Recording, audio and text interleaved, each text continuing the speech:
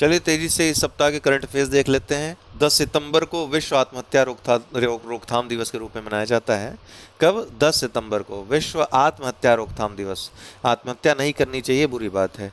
G21 समूह में अफ्रीकी संघ हुआ शामिल।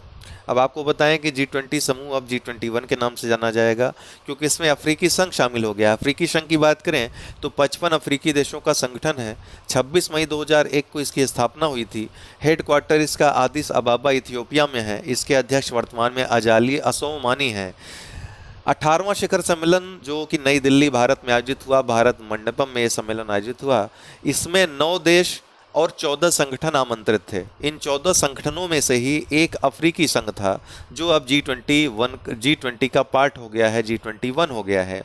इसके साथ ही G20 लीडर समिट डिक्लेरेशन को सर्वसहमति से अपना लिया गया। इसीलिए कहा जा रहा है कि जो ये सम्मेलन है अभी तक का सबसे सफल सम्मेलन है G20 का। ठीक है, और ये भारत के लिए बहुत गौरव का विषय है। इसकी जो थीम रही दोस्तों, one earth one family one future, जो कि भारत के वसुधैव कुटुंबकम दर्शन से मेल खाता है। नोट करने वाली बात है कि चीन के राष्ट्रपति, स्पेन के राष्ट्रपति और रूस के राष्ट्रपति, इन तीनों ने अपने अपने कारणों से इसमें हिस्सा नहीं लिया। बाकी इनके प्रतिनिधि आए थे। ऐसा नहीं सोचिएगा कि ये नहीं आए तो कोई नहीं आया। इंद्रजाल भारतीय स्टार्टअप ग्रेने रोबोटिक्स है, जो कि हैदराबाद की स्टार्टअप कंपनी है।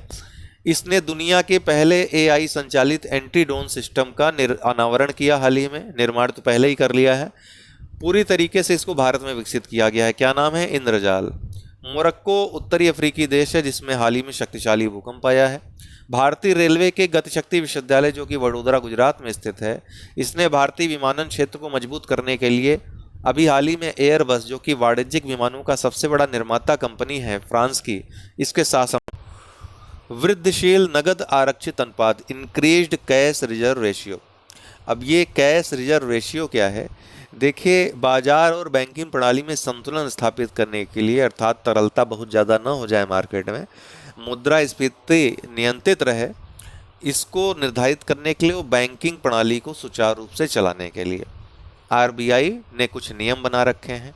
उसी के तहत CRR कैश रिजर्व रेशियो का उसने रूल बना रखा है कि बैंकों को RBI के पास अपनी शुद्ध मांग व समस्त देनदारियों का 4.5% या कुछ और जो भी RBI निर्धारित करे बनाए रखना आवश्यक होगा। किंतु ICRR क्या है, इंक्रीज्ड कैश रिजर्व रेशियो क्या है, इसमें और अधिक जब अनिवार्य कर देता है कि 4.5% से ज़्यादा रखो। अर्थात कैश रिजर्व रेशियो को जो सीमा है वो अगर मुद्रास्फीति को नियंत्रित करने में कामयाब नहीं रहती है और तरलता बहुत ज़्यादा मार्केट में हो जाती है, तब ICRR ये RBI घोषित करता था। अभी हाल ही में RBI ने घोषणा की है कि चरणबद्ध तरीके से, अर्थात धीरे धीरे, ये ICRR को हम बंद कर देंगे। पश्चिम बंगाल ने पोइला बैसाख, जो कि 15 अप्रैल को होता है, बंगाली कैलेंडर का पहला दिन है, इसको राज्य दिवस घोषित किया है। और रविन्द्रनाथ टैगोर के गाने बांग्लार माटी बांग्लार जोल को राज्य गान घोषित किया है। ये बांग्लार माटी बांग्लार जोल स्वदेशी आंदोलन के समय इसका काफ़ी प्रचलन हुआ था। निम्नलिखित में से कौन सबसे कम जल कुशल फसल है? अर्थात सबसे कम जल कुशल का मतलब सबसे ज़्यादा जल बर्बाद जो करे, तो ये कौन सी फसल है? गन्ना है। देवक ब्रिज BRO के द्वारा, जो बॉर्डर रोड ऑर्गेनाइजेशन है, रक्षा मंत्रालय के अंतर्गत संगठन, इसके द्वारा जम्मू कश्मीर के देवक नदी पर बनाया गया पुल है।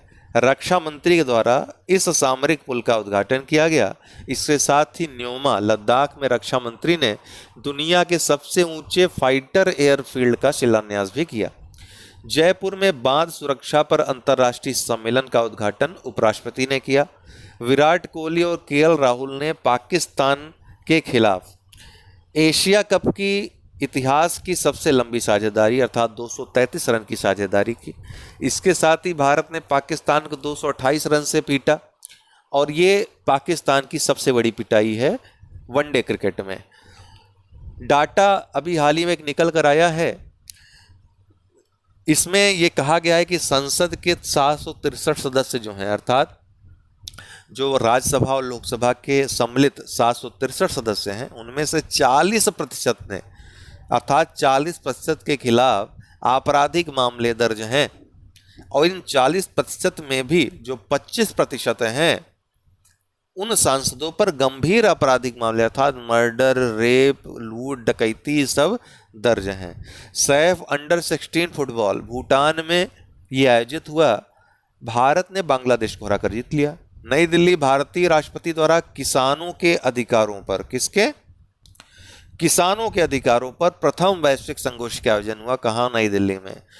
मत्स्य 6,000 मीटर की गहराई में जाकर समुद्री दुनिया का पता लगाने के लिए भारत का पहला समुद्रयान है जो पूरी तरीके से तैयार हो गया है।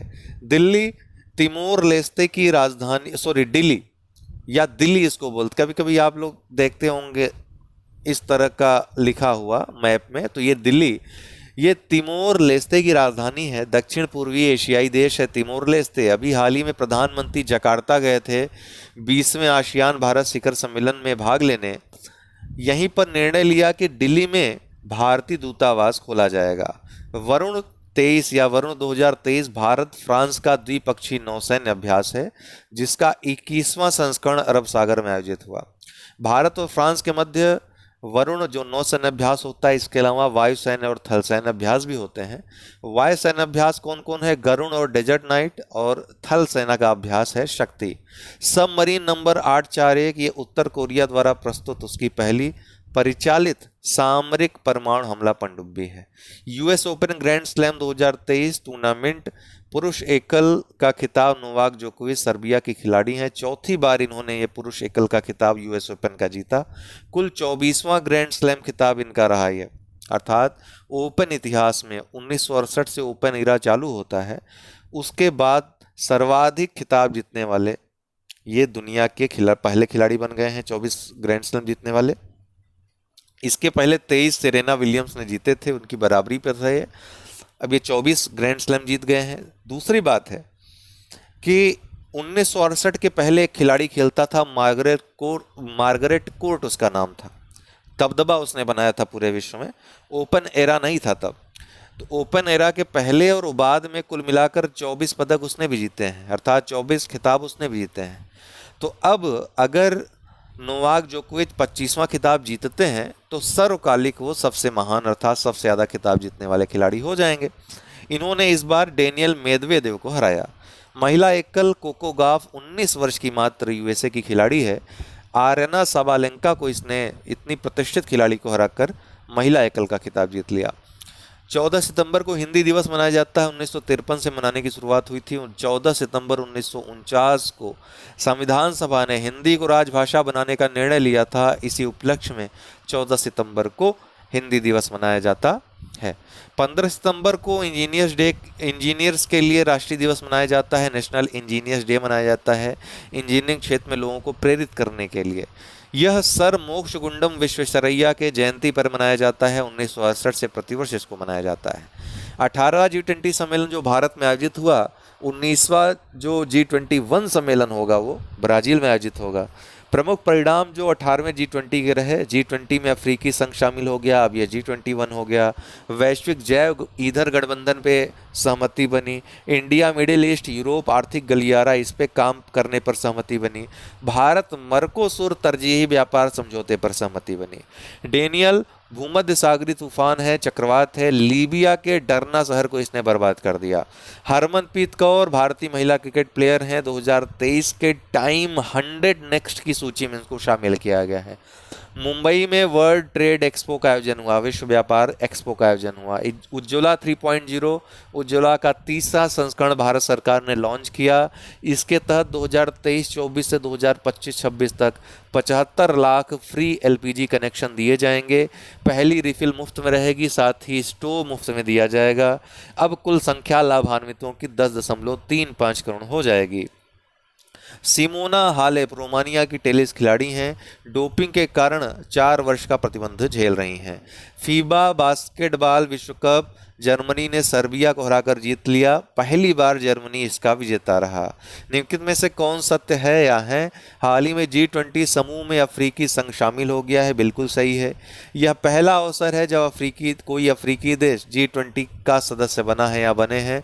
ये गलत है। दक्षिण अफ्रीका इसका पहले से ही सदस्य है। इसका राइट आंसर ए होगा। 16 सितंबर को विश्व ओजोन दिवस के रूप में मनाया जाता है क्योंकि 16 सितंबर 1989 को मॉन्ट्रियल प्रोटोकॉल को अपनाया गया था। इसकी थीम इस बार की है Montreal protocol fixing the ozone layer and reducing climate change. Yashobhoomi Dwarka, जो कि ये द्वारिका नहीं है, गुजरात में कल मैंने गलती से लिख दिया था, द्वारका नई दिल्ली वाला है। इसमें निर्मित देश का सबसे बड़ा कन्वेंशन सेंटर है। एलईडी का इसमें बड़ा सुंदर इस्तेमाल किया गया है। आप जाइएगा ज़रूर। ये अभी हाल ही में जहाँ G20 सम्मेलन हुआ भारत मंडपम, उससे भी बड़ा ये कन्वेंशन सेंटर है। कैग, जो कि नियंत्रक महालेखा परीक्षक है, कार्यालय है, गृह मंत्रालय के द्वारा राजभाषा कीर्ति पुरस्कार इसको प्रदान किया गया। साबूदाना या सलेम सागो, साबूदाना अक्सर लोग व्रत आदि में प्रयोग करते हैं। छोटा छोटा मोती के दाने ऐसा ये पदार्थ होता है। सलेम सागो इसलिए बोलते हैं क्योंकि सलेम जिला तमिलनाडु में इसकी खेती प्रारंभ हुई थी। दरअसल टैपियोका नामक एक पौधा है जो तमिलनाडु में बहुतायत में प्रयोग किया जाता है। इसका हल उगाया जाता है। इसकी कुचली हुई जड़ों से इसको प्राप्त किया जाता है। कुचली हुई जड़ों से गीला स्टार्च निकलता है, उसी को सुखवा करके साबूदाना बनाते हैं। ठीक है, इसको जीआई टैग प्रदान किया गया, इसलिए चर्चा में है।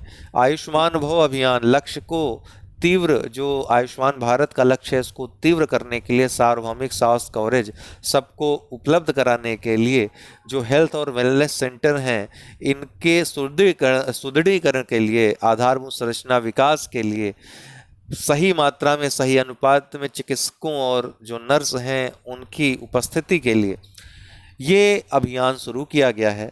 सकल ग्राम पंचायतों को आयुष्मान जो सफल ग्राम पंचायत हैं, आज पता नहीं क्यों इतनी जुबान फिसल रही है, सफल ग्राम पंचायतों को आयुष्मान ग्राम पंचायत घोषित किया जाएगा। अब इससे होगा क्या कि आसपास के जो प्रधान हैं वो कहेंगे अरे सरवाई तो जो है सफल बना लिया अपने ग्राम पंचायत को, पुरस्कार मिल रहा है, ले आओ हम वो सफल बनाते हैं। तो आयुष्मान भव अभियान वो जो है वो शुरू करेगा। ठीक, आयुष्मान भव शुरू करके इसकी जो पद्धतियां हैं अपना करके अपने गांव को भी पुरस्कार दिलवाएगा।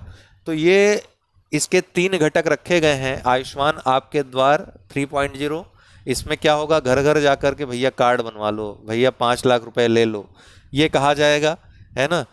दूसरा, स्वास्थ्य व कल्याण केंद्र जो हेल्थ और वेलनेस सेंटर हैं उन पर आयुष्मान मेले का आयोजन होगा। कोई जाएगा हेल्थ और वेलनेस सेंटर में, देखेगा मेला लगा है, कहे काहे बात का मेला भाई, काहे इतना लोग जुट के आए हैं, तो सब कहेंगे कि यहाँ पर आयुष्मान कार्ड बन रहा है, आयुष्मान भारत 5 लाख रुपया मिली। कहे अरे 5 लाख रुपया, यहाँ तो पूरा घर लुटाए पड़े हैं, तो चले हम वो बनवा लेते हैं आयुष्मान कार्ड। तो इस तरह की चीज़ें, इस तरह के माहौल में क्या होगा, जागरूकता बढ़ेगी, लोगों को अपने अधिकारों के बारे में नॉलेज होगी और फिर आयुष्मान का जो कवरेज है, स्वास्थ्य कवरेज है, वो बढ़ेगा।